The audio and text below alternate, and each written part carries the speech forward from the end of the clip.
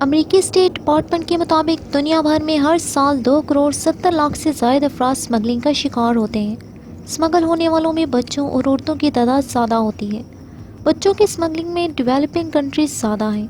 جنگ زدہ کنٹریز بچوں کی اسمگلنگ کے لیے ہاٹ اسپاٹ ہیں، کیونکہ جن کی وجہ سے بہت سارے بچے یتیم اور بے گھر ہو جاتے ہیں اور اسمگلرز کا ایک آسان شکار بن جاتے ہیں۔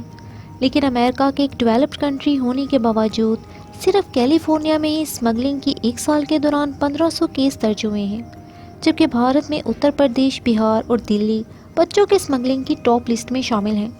کرناٹکا میں بچوں کی اسمگلنگ میں 18% اضافہ ہوا ہے۔ بھارت میں 2019 سے لے کر 2021 تک 18 سال سے کم عمر کی 13 لاکھ لڑکیاں لاپتہ ہوئیں۔ بھارت میں اسمگلنگ کا تعلق فورس لیبرز اور سیکشول ایکسپلائٹیشن سے ہے۔ اسمگلر مردوں، عورتوں اور بچوں کو ایگریکلچر، امبرائڈری، فیبرک، ٹیکسٹائلز، اینٹوں کے بھٹے، چاولوں کی ملوں اور مائننگ میں کام کرنے کے لیے مجبور کرتے ہیں۔ چین بھی ہیومن ٹریفکنگ کی ٹاپ لسٹ میں شامل ہے۔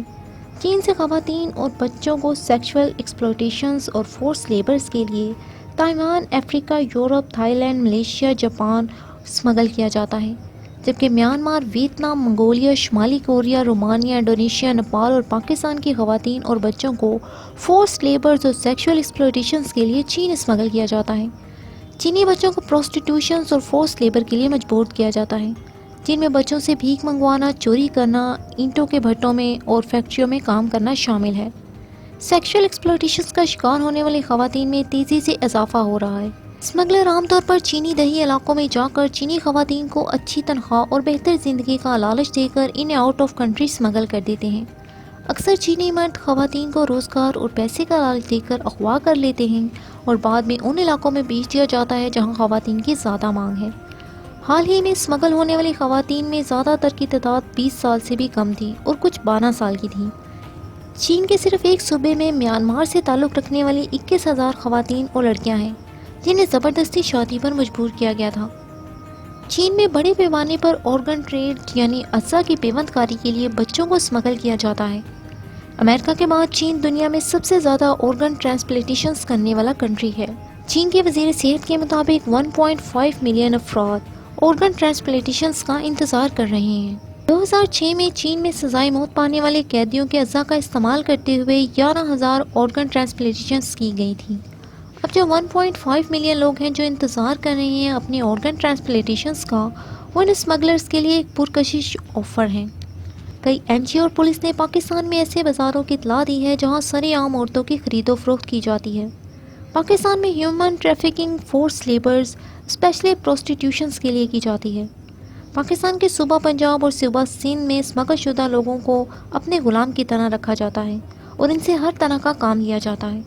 ایک اندازے کے مطابق پاکستان میں اسمگل ہونے والوں کی تعداد 10 لاکھ کے قریب ہے۔ بچوں سے زیادہ تر بھیک منگوائی جاتی ہے، جبکہ عورتوں اور لڑکیوں کو فورسڈ میرج کے ذریعے فروخت کیا جاتا ہے۔ پھر ان کے نیو ہسبینڈ انہیں پاکستان سے باہر لے جا کر کسی اور جگہ بھیج دیتے ہیں ایک بھاری رقم کے عوض۔